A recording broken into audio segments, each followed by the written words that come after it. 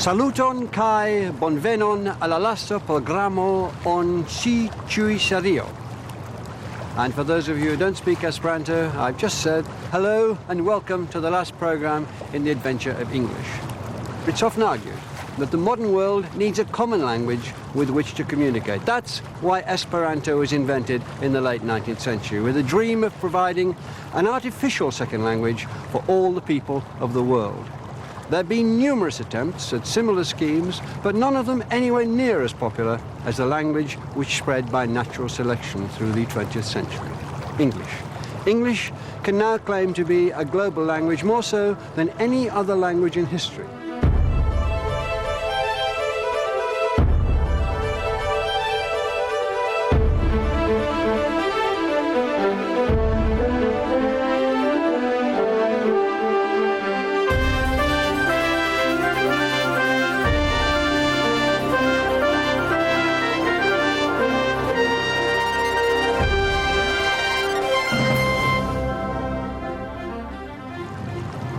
I'm in Chicago, the Windy City. The 20th century could be said to begin here. In 1871, a fire had destroyed old Chicago, but within 2 years, an entire new city was built for a new century. With a huge charge of economic and technical development, America was about to burst onto the global stage. The German Chancellor, Otto von Bismarck, said near the end of the 19th century, the decisive element of modern history is the fact that the North Americans speak English. But there were now two Englishes, or one language that we might call English-American or American-English. And the story of the last century is how these two Englishes have grown together, sometimes in harmony, sometimes in competition. America was flexing its economic muscles at that time, and the words and phrases reflect that. Big business, executive, well-heeled, fat cat, go-getter, and yes man, as well as assembly line and clothes shop, they're all American English. Europe had its towers, but it took America to build and to name that quintessential image of the country, the skyscraper.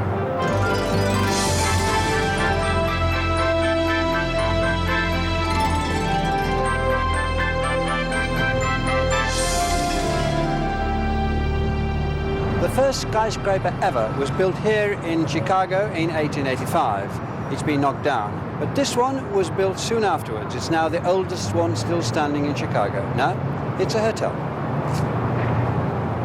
Hotel, in the modern sense, is an American word. In French, it just meant a large private house. And it was in America that they first called this reception area a lobby, with its desk clerk, dressed in black, of course, at the front desk, its bellhop, and its concierge, another European word given its modern meaning in America. To get to your penthouse, if you should be so lucky, you would, of course, need an elevator.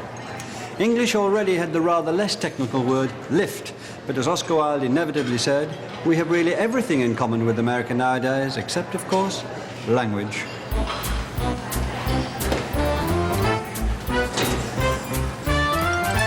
You can see it everywhere, and a hotel gives us quite a few examples. In England, we would have a wardrobe. This is a closet. In England, we would have a bathroom. Well, that's the same, but it could also be called a washroom. A tub with a faucet, not a bath with a tap.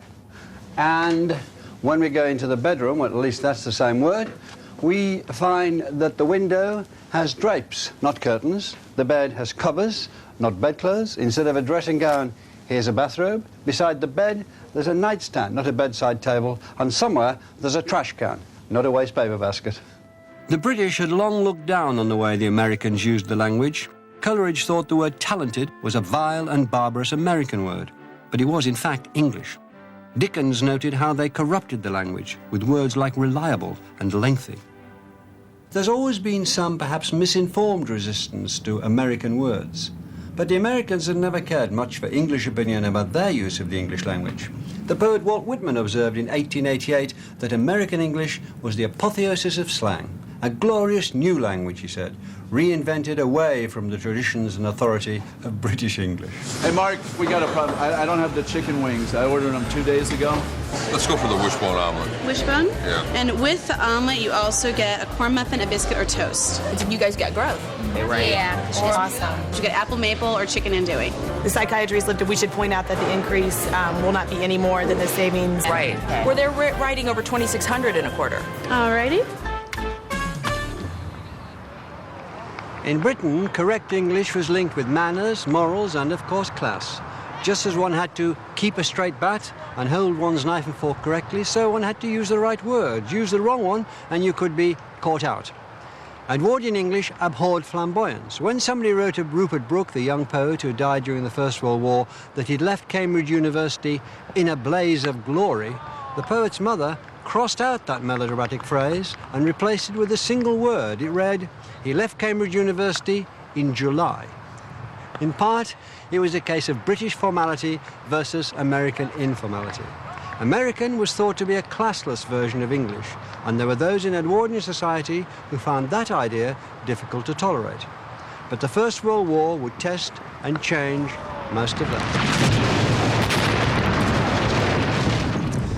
Edwardian English, like its Victorian parent, loved pageantry, pomp, and a society where every word knew its place. The trenches of the First World War detonated much of that. The First World War gave us new figures of speech as well as a vision of equality here in the trenches. Before the war, if you were in trouble or under pressure, you might have said you'd been thrown like a horse rider into a wasteland or a swamp, perhaps under a shower of criticism, words drawn from peaceful country life. After 1918, you'd probably say you were being bombarded under a barrage, shell-shocked or in no man's land. The First World War gave British English firepower and frontline, gas mask and camouflage, bonk for to shell with artillery, and dud for defective round. The balloon goes up was the signal for the artillery to open fire at 0 hour. Over the top comes from the terrifying moment of climbing out of the trench.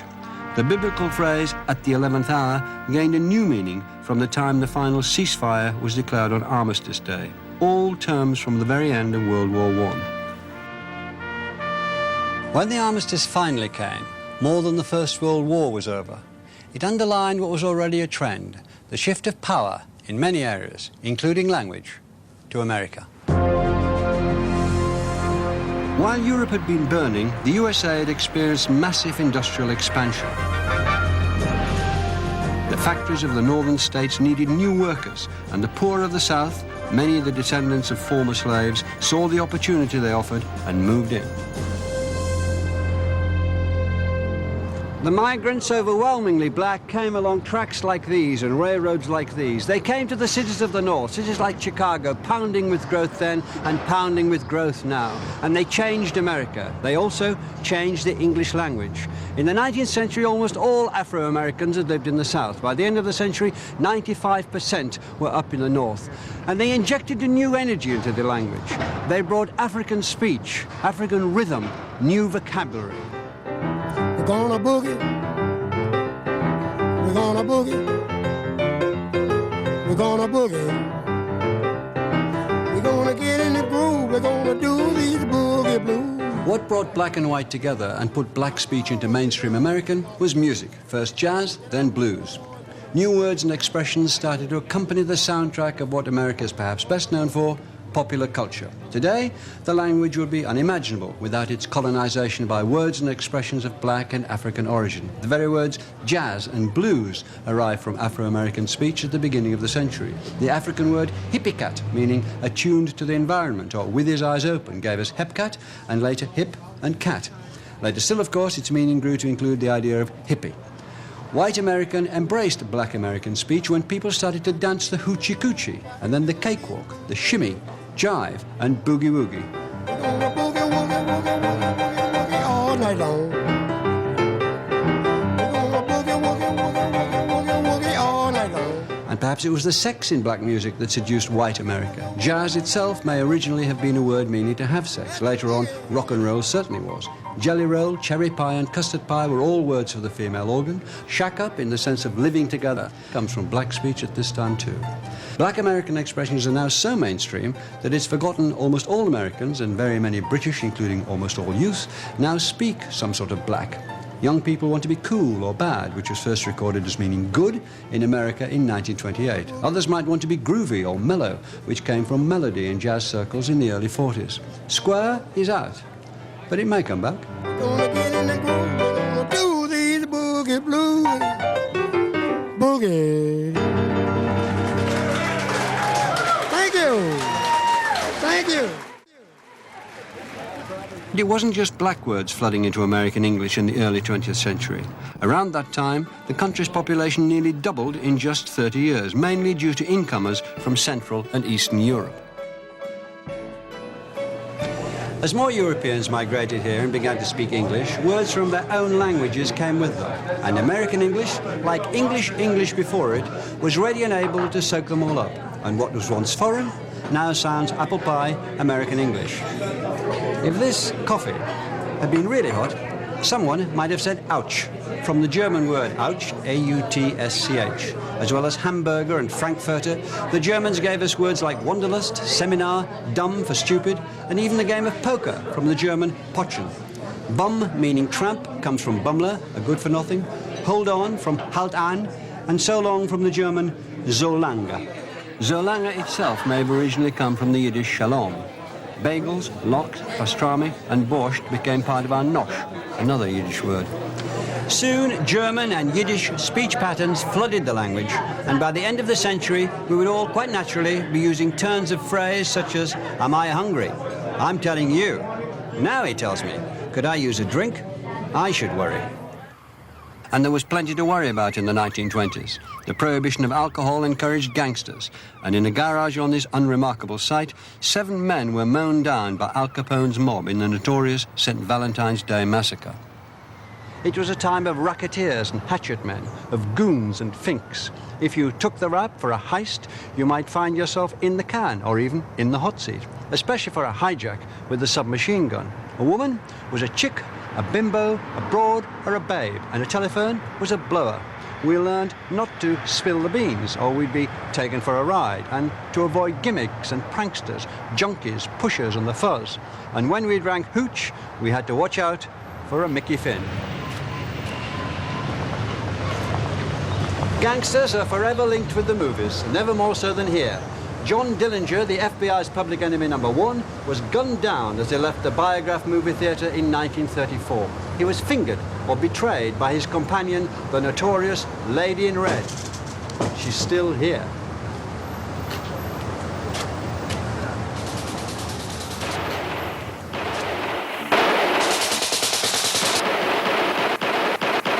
Now beat it, you 2 mugs, before I lose my temper. By the 1930s, motion pictures and sound had been united, and the talkies were in full swing, bringing a new vocabulary. Going to the movies, at a movie theatre or Nickelodeon, was a national pastime. You could see the stars in close-up, in a weepy or a tearjerker, laugh at some slapstick or be gripped by a spine chiller or a cliffhanger. While the usherette was selling ices, you could watch a trailer for next week's show. You might even dream of going for a screen test yourself. More than anything else, the talking picture would be the engine to spread American ideas and American English from Hollywood around the country and then around the globe over the next century. Hey, where's the guy that hit me? Put him up. Come on, get over here. Hey, please. But back in Britain, their language caused an outrage. The words and accent were perfectly disgusting, and there can be no doubt that such films are an evil influence on our society. Those truly loathsome transatlantic importations to help make worthwhile, nearby, and colorful are spreading like the plague. But with the popularity of Hollywood, those complaints were simply swept aside by most people in Britain. Films were starting to bring the two languages closer together. But despite the incursions of its vigorous cousin, English in the UK was alive and well, with its own style, and also with an awareness of American influence. P.G. Wodehouse defined himself in some measure by stressing Englishness, yet he was informal and up-to-date with phrase-making, as you can see for a couple of phrases. She had a penetrating sort of laugh, rather like a train going into a tunnel. You could say first half Edwardian English, second half American English. Or there's such a thing as going too far, and you have gone it. Again, could be Edwardian and American. Woodhouse came to school here at Dulwich College in London, and he left the school his books and the desk on which he wrote many of them. And a writer regarded as the epitome of American style also came here to Dulwich College. Raymond Chandler was 7 years younger than Woodhouse. He was born in Chicago, but came to England as a young boy and became naturalised British at the age of 19.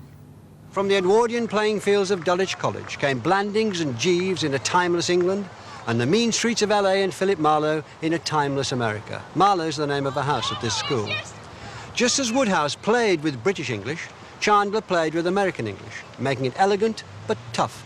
It was a blonde to make a bishop kick a hole in a stained glass window. She gave me a smile I could feel in my hip pocket.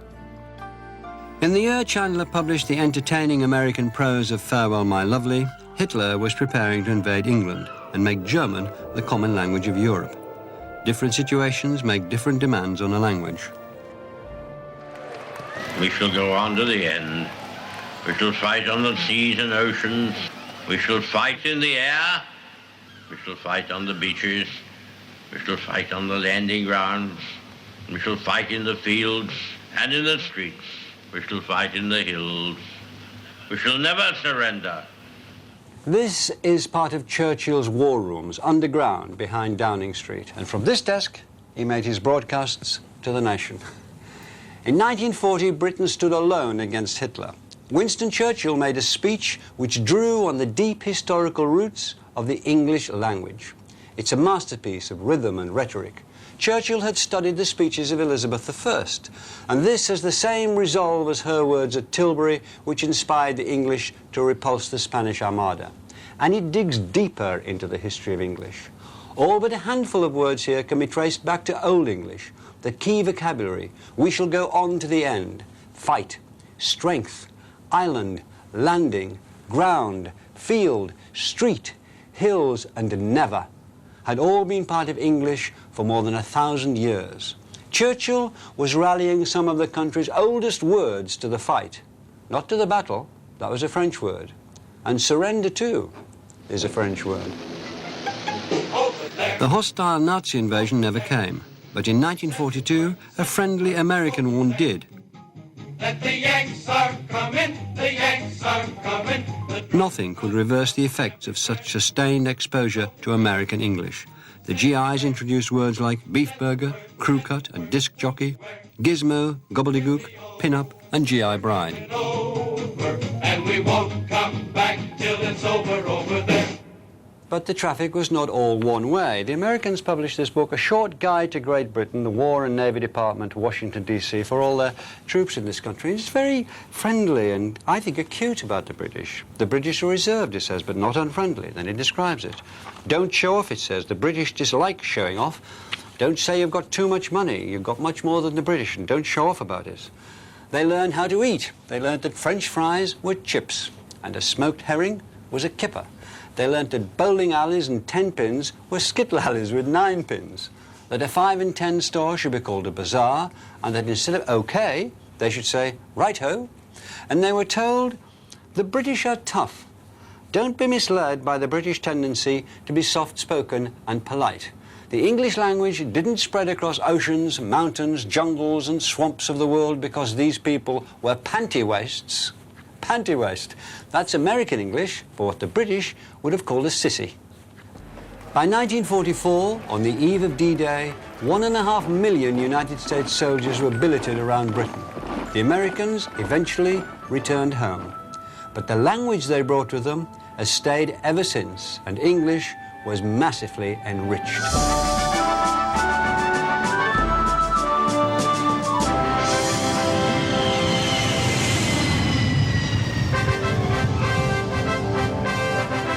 In March 2000, the Pope made his historic first ever visit to Israel. On this important occasion, he addressed his hosts not in their own language, Hebrew, nor in the Vatican's official language, Latin, nor in his native Polish, but in English. May peace be God's gift to the land he chose as his own. English has become the primary language of global communication, the most understood language in the world. So why has English become so important on the world stage? 19th century linguists felt that there was something special and unique about the language itself. In 1851, Jacob Grimm of the Brothers Grimm told the Royal Academy of Berlin that English was the strongest language because it had dropped all its complicated word endings. He wrote, "Of all modern languages, not one has acquired such great strength and vigor as the English, for none of the living languages can be compared with it as to richness, rationality, and close construction." You'd be hard-pressed to find any linguist today who'd follow that line, or even a less triumphalist argument put forward by another foreign scholar, the Dane Otto Jespersen, in 1905. He wrote, "The French language is like the stiff French garden of Louis XIV, while the English language is like an English park, in which you're allowed to walk everywhere without having to fear rigorous regulations." But most linguists today would agree not with the genius of Jacob Grimm, but with the linguistic scholar David Crystal, that the spread of a language has little to do with its intrinsic qualities. Social, political, and economic factors are now seen as the forces behind the spread of languages. There's a saying among linguists that a language is a dialect with an army and a navy. So a language that spreads just has more clout behind it. At the end of the Second World War, British and American troops were stationed as administrators in Europe and the Far East. In Japan, learning English became compulsory. In Germany, knowing English gave people an edge in dealing with officials and regulations after the Reich. And a world impoverished by the war turned its eyes enviously to the American dream. Now, the dream cars of tomorrow. Expressing not only the American love of beauty, but also the basic freedom of the American people. And the language of that dream was English, a language that came to represent the delights of consumption and consumerism, of material advance and its promise of happiness. But perhaps the most desirable consumer product at the end of the 20th century was first developed in England, in Manchester. It made the English language adapt and expand to a whole new vocabulary. In 1948, this was the state of the art of what the boffins were calling the electronic brain, the computing machine, or the electronic numerical integrator and computer. The baby, as this rather large piece of hardware was christened, was the first to store a digital program in its 2048-bit memory. In the years since Baby received its first input of data, the computer and its vocabulary have embraced the microcircuit, the database, the chip and the mouse, the floppy disk and the hard disk. We've progressed from the mainframe to the desktop, the laptop to the handheld, and now even a cell phone like this can download information from the internet, and with an estimated 85% of the world's web pages being written in English, this newest technology has become one of the great conduits taking the English language around the world.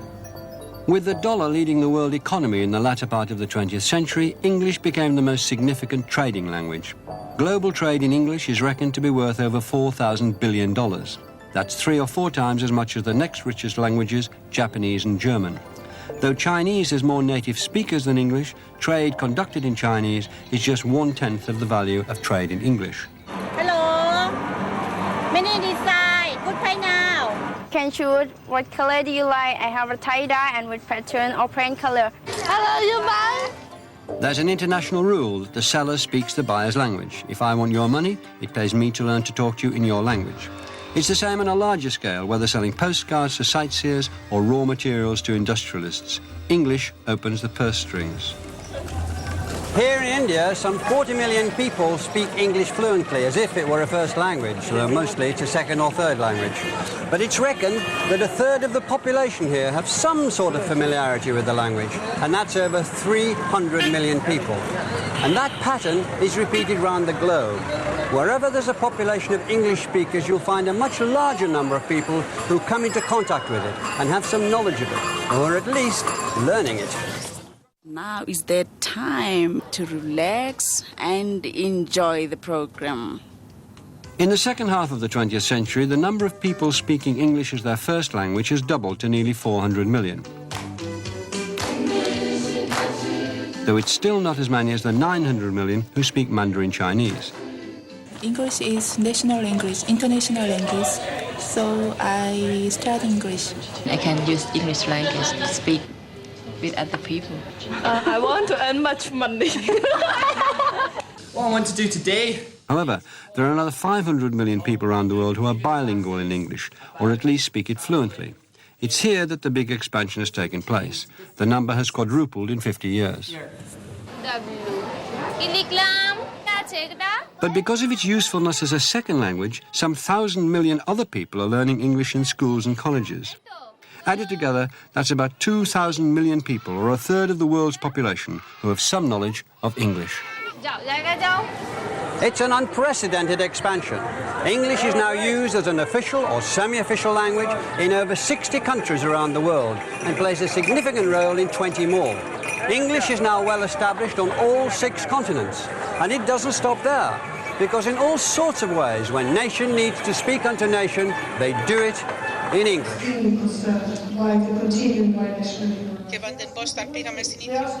The implementation of Lisbon, and that gives you all the information. At the European Parliament in Strasbourg, business in the chamber is translated into all the languages of the member states. 10 years ago, French was the language most commonly used by delegates outside the chamber. Today, it's English. The President of the Parliament to the President of the Commission.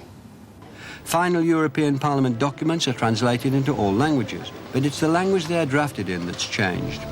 In 1970, 60% of EU documents were drafted in French and 40% in German.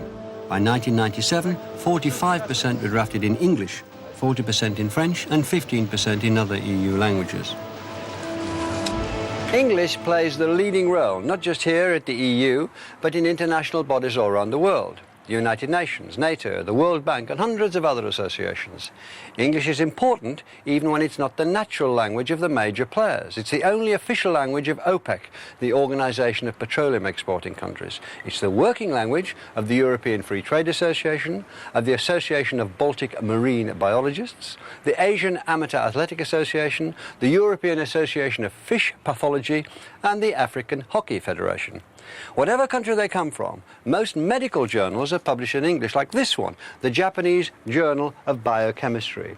It's not translated into English, it's published only in English, and its writers include Tatsuro Irimura, Hideyuki Takichuko, Kentaro Kato. Almost anywhere that a body wants to communicate with the world, or where they want access to the literature of international politics, ideas, culture and sport, you'll find English. In Germany, international corporations such as Daimler and Mercedes conduct important meetings in English, and thousands of English words have made their way into German speech and print, from accountant, acid trip and advertising agency to Yellow Pages, Yuppie and Zapper. A movement has been started to hold back words for which there's already a German equivalent, though when it's a choice between pesticide and Unkrautvernichtungsmittel, the smart money is on the import. But this opposition is nothing compared to France, where the tide of franglais was seen as a national threat. Just as we took in thousands of French words in the Middle Ages, French speakers and writers today are taking on thousands of English and American expressions. Un meeting. Un loser. Le surf. Une garden party. Le basketball. Mobile. Le downloader. Le football. Le score. Un soft drink. Cheeseburger. Un cocktail. Un jumbo jet. Un scotch. Un sandwich. Milkshake. Le parking. Le poney club. So many English words made their way to France that it became clear that something had to be done. And in 1994, the French government passed a law prohibiting the use of English words where good French equivalents existed on pain of a hefty fine. The British Parliament threatened retaliatory action if La Loi Toubon, as it was called, was not watered down. But the most recent edition of the Académie Française dictionary did admit about 6,000 new words to the French language, including for the first time a number of franglais words and expressions, but most of them are from the 1950s, such as le cover girl, le bestseller, and le blue jeans. Most of those in everyday use, from le weekend to le zoom, were excluded. It's not just the old English-French rivalry. Norway and Brazil have recently adopted similar measures to keep English out. It's the colourful words that people want to borrow from English, but the language used as a tool for international documents is a different matter. This is a sample. It's an English that bears only a passing resemblance to the language you and I speak. According to Article 7 of Directive 96/92/EC, Member States must designate a system operator to be responsible for operating, ensuring the maintenance of, and if necessary, developing the transmission system in a given area and its interconnection with other systems, etc. Mind you, there are places in England where they write like this. We've all been globalised. It's very important, and it's very dull. It's this official sort of language that's being promoted around the world by government bodies, multinational corporations and international associations. It's stripped out turns of speech and colourful idioms, deliberately so, because this is language designed to be easily understood internationally, and local terms could be confusing. This sort of globalisation, I think, could become a cemetery for English. Is anyone ever going to write a poem in this sort of language, or use it when they fall in love, or when they have a real row, or express any of the personal feelings they have? But thankfully, as English spreads around the globe, alongside its official use, it has developed rich vernacular varieties. Nobody told me this, man. If you want, you might as well take the whole... If you want, take the whole shark out and eat the whole thing. English has been spoken in Singapore since the early 19th century. But after independence from Britain in 1958, Singapore went a step further, and English was made the official language of business and government. Besides its ability to unite an ethnically diverse population of Chinese, Malays and Indians, the economic potential of English was paramount. At school, children learn their own first language, but they must all learn English. An elite minority language has become the property of the whole population. Hey, what time is your friend coming? Should be quite soon. I told him about 4:30, so... What's his name? Ludwig. Okay, Ludwig. But the day-to-day English that the people of Singapore actually speak is a far cry from the official English that the government wants them to learn. It's a vibrant, expressive dialect, nicknamed Singlish, full of vocabulary, grammar and inflections borrowed from the Singaporeans' native languages. Hey, you want to get a drink first, huh? Yeah, these people got tau here. All right, where do you work? What do you do? Investment. Give advice on investment. Money. Better than my father, lah. Business closing already, you know. The economy is so bad. What does your father do? Huh? Engineering company in Singapore. Regional, lah. So all the, Indonesia not doing well, Thailand not doing well. Then you don't want to help, man? Huh? You don't want to help, Not my line, lah. Not my kind of.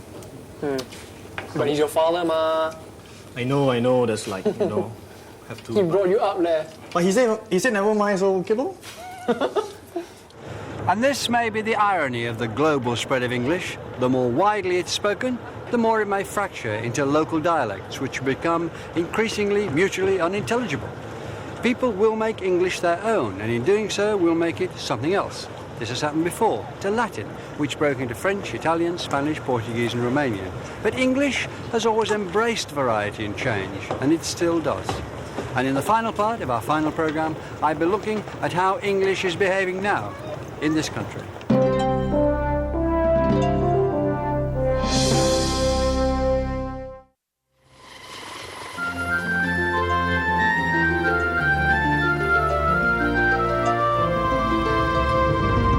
In this series, we've looked at how English began as an obscure tribal dialect 1,500 years ago and became a language for the world, spoken more widely and with more variety than any other language in history. For this, the final part of the final programme, I want to go down these islands to take soundings of the state of English in its homeland today.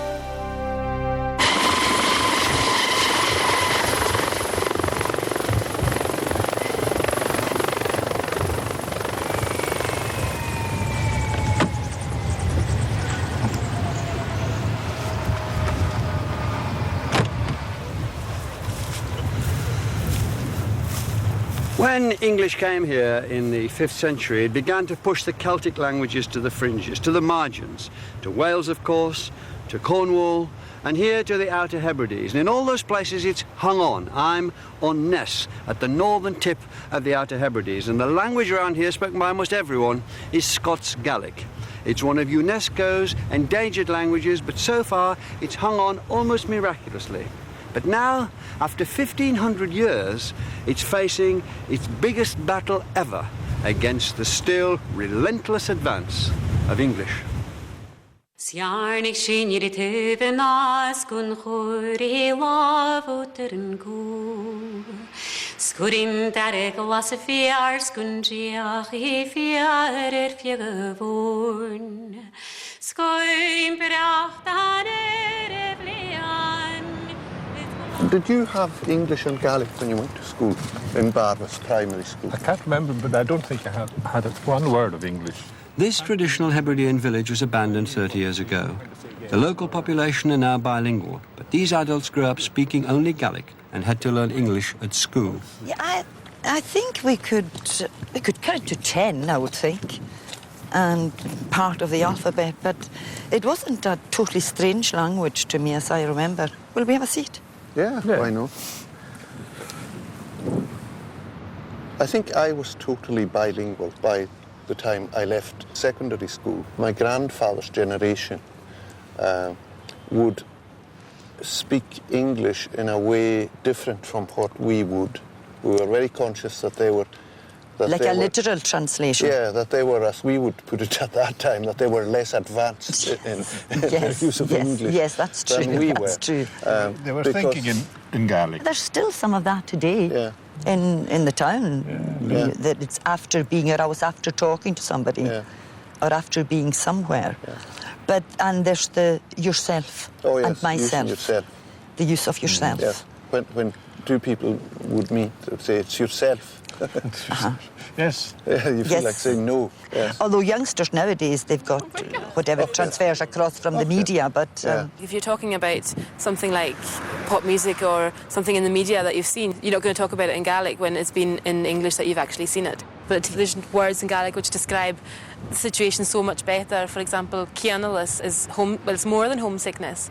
It's used to describe homesickness, but it takes in sort of nostalgia and sort of a lot of feeling more so than homesickness. And the same applies to old man. We would use the word bodoch, the old bodoch down the road, or the old bodoch next door. I would speak Gaelic to my grandmother and my mother, but to my friends I speak English. Gaelic seems to have an image problem amongst the young people. I mean, we used to speak Gaelic all the time when we were in primary school, but if you have one person who comes into your class who speaks English, everybody has to change or that person's isolated. So ever since then, I mean, we've been speaking English to everybody. We're just so used to it now, it's a habit.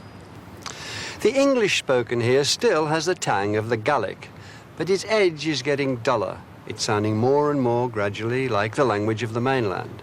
But how stable is that? English continues to devil away up here, and if even Lewis weakens, can Glasgow be far behind?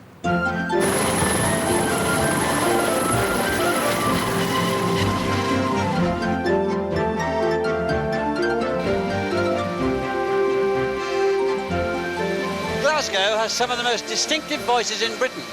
Companies locate call centres here because they think that the softer version of the Glaswegian accent is one of the most trustworthy and friendly in the country. I'll send an email out to Resort and request that both reference numbers have rooms which are next to each other. Yeah, I'll do that. That's absolutely fine. So that would be 4:30? 4:30 in the morning. The brochure will probably take between 7 to 10 days before it comes out. OK, so you can confirm today for £125. And which is your nearest airport to go from? Kelvin Dock. But at its broadest, Glaswegian dialect is furthest away from standard English. It can be virtually incomprehensible to outsiders. Met de Grand Bar, chocolate. Aye, well, the Grand Bar, what John was in the Grand Bar as Bigger well. than a size it, bigger than this pub. How many years up there? That's my time in Bartley, correct? You were the Ballycullen. No, George Ross. Well, probably, you know. He was a turner. Was it?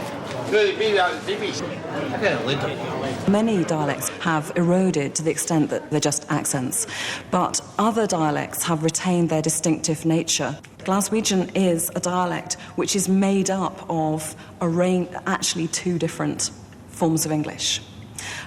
Scottish English, which was taken over in the 18th century, which is essentially standard English spoken with a Scottish accent. And then Scots, which has its own distinctive historical development. For example, Old English air is head in standard English, so it's been retained, but in Scotland is e, so it's heed. Right. Glasgow University sends researchers into the streets to monitor changes in speech. Right, so one at a time, just tell me what it says on that card. Heat. Head. Heat. Heat. House. House. House. House. House. Myth. Myth. Myth.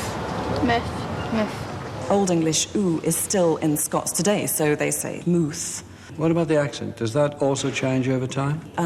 We have, for example, for th. Now, in Cockney, it's very normal to say, I think, but up here it isn't. However, it is now. Think. Think. Think. Think. Think. Butter. Butter. Butter. Butter. Butter. Inevitably, there has been speculation that it's the media, that it's watching soaps, it's watching TV, and particularly Southern English forms of TV that are causing these changes. But there's a problem here. There's no real research to actually establish this empirically. Have you any examples of very recent new Glaswegian words? The one that we've been quite excited about is nip. It's a verb, and an example of nip would be I nipped her.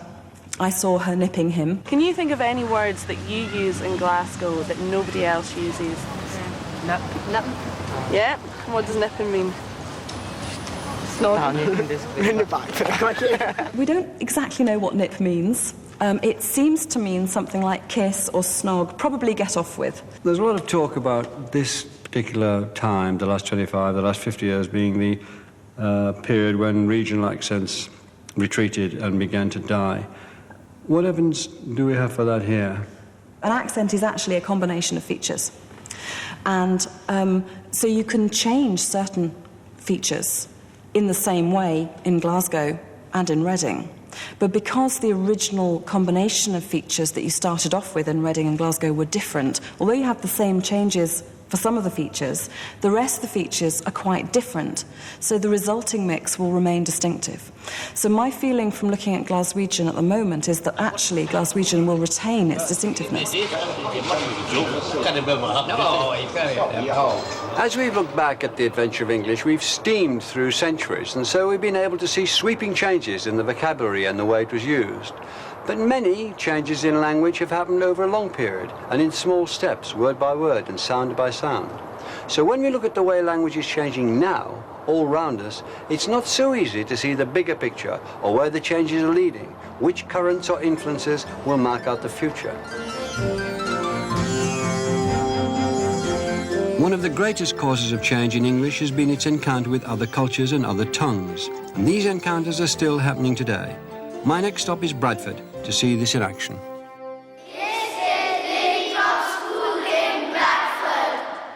Bradford has one of the largest concentration of South Asian populations in Britain.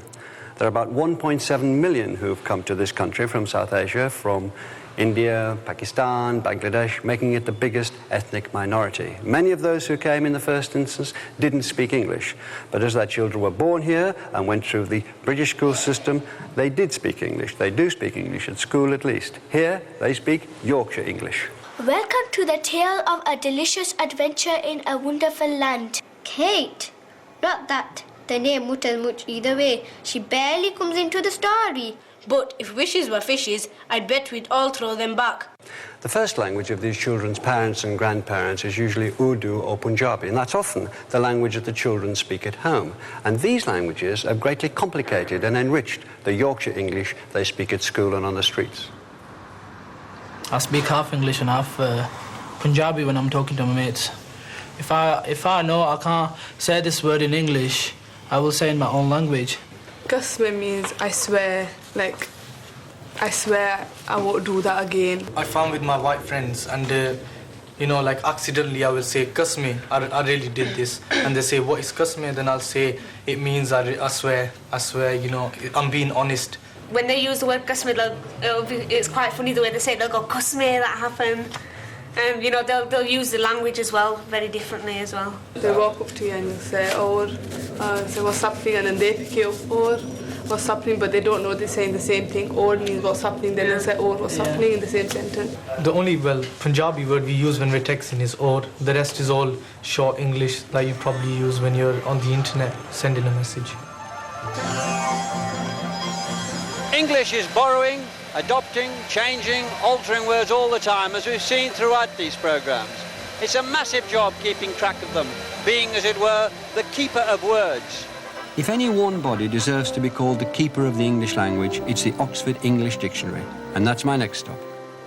We've been travelling down the country from the Hebrides south, just taking soundings as to what the language is like these days, and I wondered how these figured in your dictionary. From the Outer Hebrides, there's bodach, an old man. An old man, yeah, and I believe that word actually still is in the Oxford English Dictionary, in the sense of an old, in a slightly earlier sense, a spectre, a spectral presence. In Glasgow, there's the word nip being used as to get off with. It's not in the dictionary yet in that last sense, no. We haven't got enough evidence for it. We're looking for fairly extensive evidence from Glasgow or elsewhere. In Bradford, with the Punjabi and Urdu influence, there are several words. Kazmi, meaning I swear, there's ur, how's it going, and chuddies, underpants. Chuddies is in the OED already, possibly from a Hindi word, and that's one of these words that's achieved some sort of currency through the media and through television. And the other words that you mentioned, no, they're not in the dictionary yet. Again, this is a borderline area, the interface between cultures. It's always an interesting area for linguistic description, and we'll tend to wait several years before a word finds some sort of more established place in the language before we put it into the dictionary. The operation going on behind us here is a sort of scientific investigation of the language. Evidence starts coming into our card files and our computer files, which we're monitoring, and we can see that it's maybe significant. Because so much of language is just sort of sparks that disappear. Let's talk about slang, about bling bling. Bling bling, meaning, ostentatious jewellery, or as an adjective relating to that, ostentatious wealth, that sort of thing. It crops up 5 or 6 years ago, but this stayed around, so it's on the way into the dictionary. It's not there yet, but it's on the way in there. It's being reviewed by our advisors or whatever at the moment. What about the relation between English and American English, and now other Englishes? The whole concept of different varieties of English is obviously more important now than it was, or more recognised now than it was 20 or 30 years ago. So whereas at the time you might have thought of British English and American English as being the main features, on the linguistic landscape, people talk about the different Englishes as a sort of noun that you can count these days. So you can have a plural Englishes with American English, Australian English, Singaporean English, Indian English, etc., etc. And they've all got their own characteristics. So they're independent in many ways, but they also feed into a general sort of internet English, if you like. What's the size of the dictionary at the moment? About 750,000 words. This is covering English from the Anglo-Saxon period up to the present day. You seem to have fairly tough requirements for taking words in. Do you ever dispense with words? Do you ever let words drop, kick them out? We have a very simple rule for taking words out of the dictionary, and that is we don't. Once a word's in the full Oxford English Dictionary, it stays there because it's part of the history of the English language. So once it's in, it's there. Have you got any favourite ones you wanted to take out?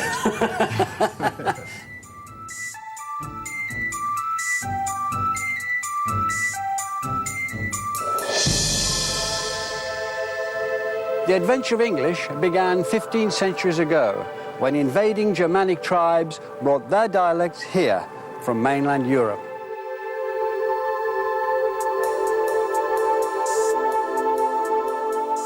English survived against the odds, facing near extinction from other invaders and other languages before becoming our national tongue.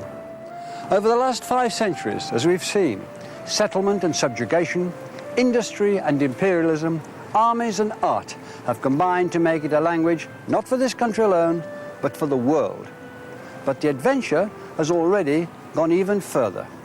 A quarter of a century ago, NASA launched its 2 Voyager probes into deep space.